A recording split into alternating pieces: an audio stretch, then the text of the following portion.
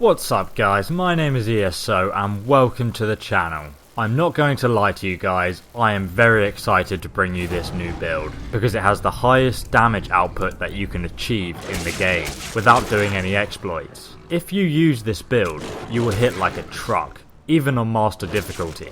Most of my other builds that I've made focus mainly on creating the ultimate late game character. This build does that too, but with this build you'll be able to play it from level 1, and as you level up you will get stronger and stronger. It's also quite a straightforward build to follow, and it's very flexible with the option to use or not use magic. So if you like playing a warrior class and enjoy close combat, then I'd say this build is for you. Let me tell you about the roleplay aspect of the build first, so you get an idea for the backstory of the character. You are an orc, but you don't remember much about your past. You were kicked out of your tribe's stronghold after breaking the code of Malakath. You killed one of your battle brothers. In the pale light of the full moon, you lost yourself in an enraged bloody terror and terrorized the stronghold like an out-of-control beast.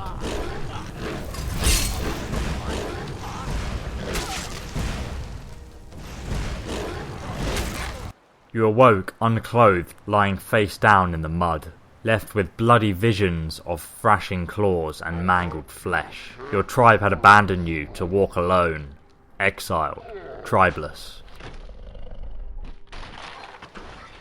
With nothing to eat, you resorted to petty thievery. You had nothing left to lose.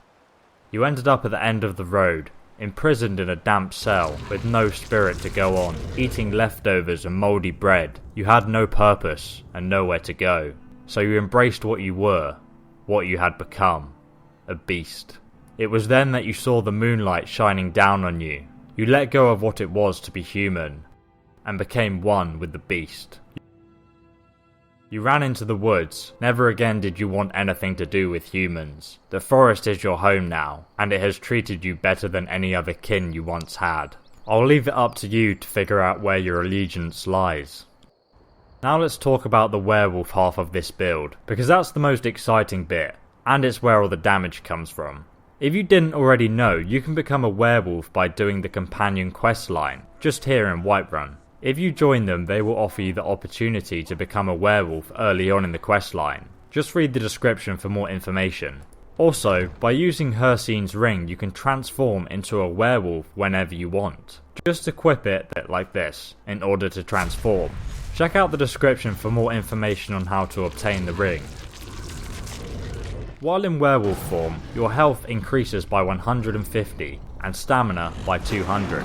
And if you have the Animal Vigor werewolf perk found in the Werewolf Skill Tree that you can access while in werewolf form, you'll have another 100 health and stamina for a total increase of 250 health and 300 stamina. And if that wasn't enough, you also get a stamina regeneration increase from the original 5% to 20% per second. Here are some quick tips in terms of the werewolf's combat mechanics. You sprint faster than a horse. In a fight versus ranged assailants, sprint in. Though you have no ranged attacks yourself, you can play the distance game better than any archer or mage. Also, if you find yourself taking a lot of damage, don't be afraid to run away. This can make the enemy spread out, so it's easier for you to kill them one by one. Sprinting attacks hit for vastly increased damage and cause all enemies smaller than mammoths, including giants, to go flying.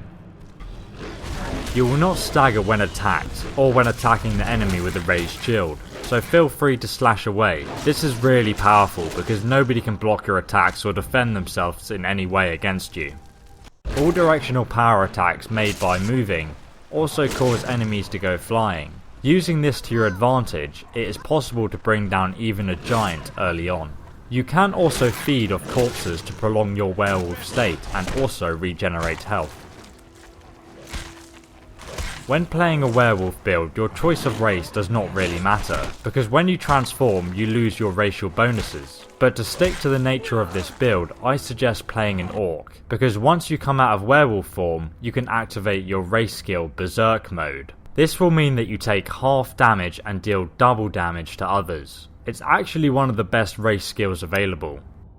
But let me let you into a little secret. If you activate Berserk mode and then transform into a werewolf, you'll still have the Berserk power effect active. This can be used to devastating effect. So let's do the maths. At level 50, your claws will do 60 damage per attack. With the addition of the unique Ring of Bloodlust, you'll do an additional 50% damage while in werewolf form. The location of this ring can be found in the description of this video. So that adds up to 90 damage so far. Then we have the Beastyle Strength perk. At rank 4 it gives you another 100% increase in damage, so that's 180 damage per hit so far. And finally, with the Orc Berserk mode active, you're doing a staggering 360 damage per hit. That's ridiculous, guys. That's by far the strongest attack in the game, better than any spell or weapon unless you use the smithing exploit. So without glitching, that's how you get 360 damage per attack.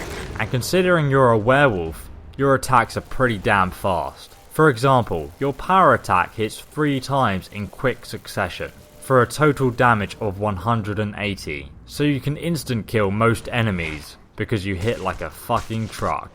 When you want to transform into a werewolf, just equip Hircine's ring. Then without exiting the item menu, equip the Ring of Bloodlust like this. You will then transform into a werewolf, but you'll still have the effects of the Ring of Bloodlust to give you more damage. Using this technique pretty much means you can transform whenever you feel like it. We have talked a lot about damage, but now let's talk about armor. When you transform into a werewolf, you will unequip all your armor, so at level 10 you will only have 50 armor in werewolf form. For every 5 levels you get another 50 armor, so at level 50 you will have 400 armor. That's pretty good considering the armor cap is 567. We can give ourselves more armor really easily though. Firstly, just activate the Lordstone. It's just here on the map. It will provide you with an additional 50 points of armor, and also 25 magic resistance. However, if you find that you have more trouble with mages, you can forget the extra 50 armor and go with the Atronach Stone. This will give you 50% spell absorption, which is much better than 25% spell resistance. However, this will reduce your magicka regeneration by minus 50%, while also giving you plus 50 magicka. But that doesn't really matter to you because you won't be casting spells anyway. The next tip is optional. You don't need to do it, but just so you know, you can actually reach the armor cap while in werewolf form. You just need the perk called Mage Armor, found in the Alteration Skill Tree. Then, when you cast spells like Ebony Flesh for example, which gives you 100 armor, it will instead give you 200 armor, doubling its effectiveness. Just cast the spell before you transform, and it will last for 60 seconds, which is long enough for you to kill most enemies with your high damage output. Obviously though, you're not going to be in werewolf form all the time, just most of the time. So let's talk about the human aspect of the build. The damage you do in werewolf form does not depend on your one-handed skill, just so you know, so you can actually build whatever character you want. Your main weakness as a werewolf is while you're in werewolf form, funnily enough, because you cannot heal yourself apart from feeding. Every time you feed on a dead corpse, it restores 50 points of health and adds an additional 30 seconds of time as a werewolf. If you have the Gorging Werewolf perk, you will get another 100 points of health, for a total of 150 points of health every time you feed. To counteract your lack of healing in werewolf form, you might like to level up your restoration skill, so as soon as you leave werewolf form, you can heal yourself up. I highly recommend getting the respite perk too. This will stop you from dying while in werewolf form. If you fall below 10% health, 400 health and stamina will instantly be restored to you. And of course you can use the alteration skills I mentioned before. In my experience though, you only need to use spells when playing on harder difficulties like Expert. You'll be absolutely fine on lower difficulties. Now let's talk about a few little tricks you can do by using shouts. I suggest using the Unrelenting Force Shout, so you can blow people over and away from you. This will give you time to transform if you get caught off guard, and then you can just rip people apart.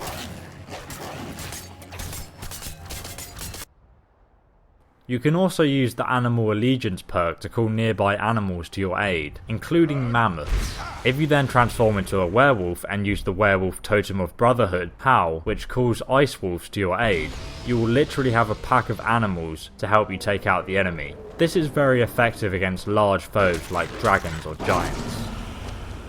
Or you can also use the Slow Time Shout. When you find yourself surrounded, use it and transform. It will last just long enough to literally tear apart everyone around you without taking much damage yourself.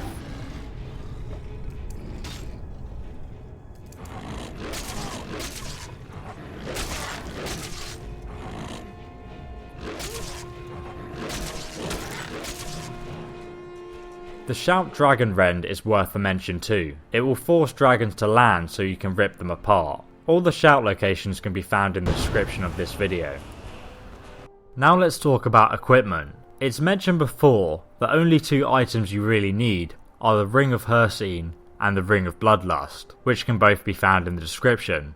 If you enjoy roleplaying, I suggest that you enchant your armor with 40% reduction to alteration spells and Fortify Restoration Magic. Then get a Forsworn headdress and enchant it with Fortify Magicka.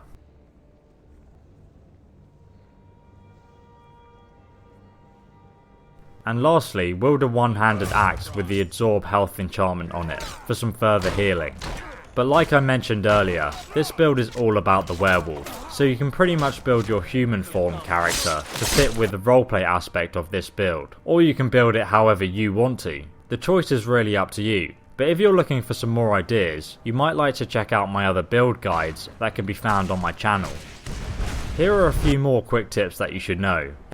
If you find yourself over encumbered in human form, just transform into a werewolf. Your carrying capacity will be increased to 2000 points. It will also allow you to traverse large distances very quickly. Also, a nice little feature is that while you're in werewolf form, you can kill innocent people and you'll receive no bounty. However, if they see you transform into a human or a werewolf, that bounty will be transferred to you. Anyway, I hope you guys have as much fun with this build as I did. Before you start using it though, you might want to check out my other build guides on the channel to see some more unique options. Also, make sure you subscribe to the channel for more Skyrim guides, if you enjoyed this one. I also do live plays on Twitch, so if you want to ask me anything, that's a good place to go. You can find a link to my Twitch channel in the description. If this video helped you, you can help me by liking it. Thanks for watching guys, and I'll see you in the next one.